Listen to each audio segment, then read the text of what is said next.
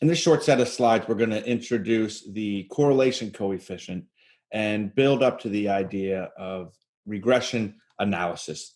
So far, we spent a lot of time talking about means and the behavior of means, and you've added into your statistical toolbox not only estimation, using a sample statistic to estimate where a population parameter is, but also hypothesis testing.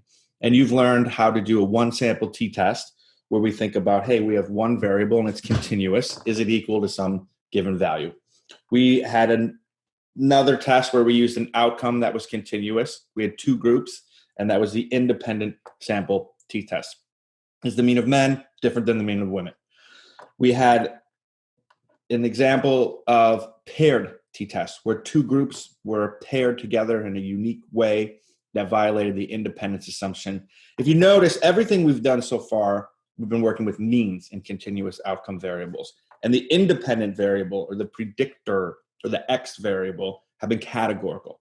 So what's missing? What's next? What's the next thing to learn? What's the next step to do? And that's, let's have an independent variable that is also continuous. And this introduces the idea of correlation coefficient. We might have an independent variable. How much fish have you consumed? Continuous. And we might have a dependent variable. How much weight have you gained? Continuous. The mental image of a correlation is what's called a scatter plot.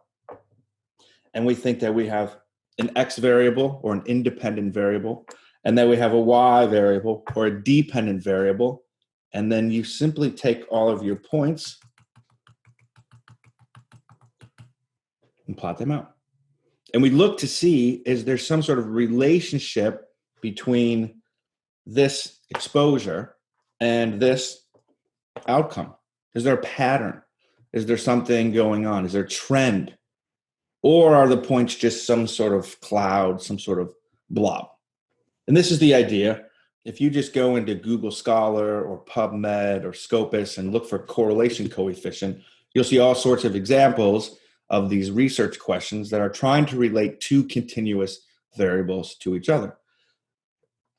How much energy, how many calories do you consume versus how much do you expend through this doubly labeled water message? What's the relationship between two different measures of fatty acid content? What's the relationship between how much mercury is in your toenails and how much fish you consume? Fish consumption, some sort of continuous variable. We can measure it. How much toenail mercury you have, some sort of continuous variable. We can measure it. We can look at a relationship and see the more X you have, the more Y you have. We talked about Hill's causal criteria. Dose response is one of the most important things that we look for when we want to see if there's some causal relationship here. I showed this example to one of my students a few years ago.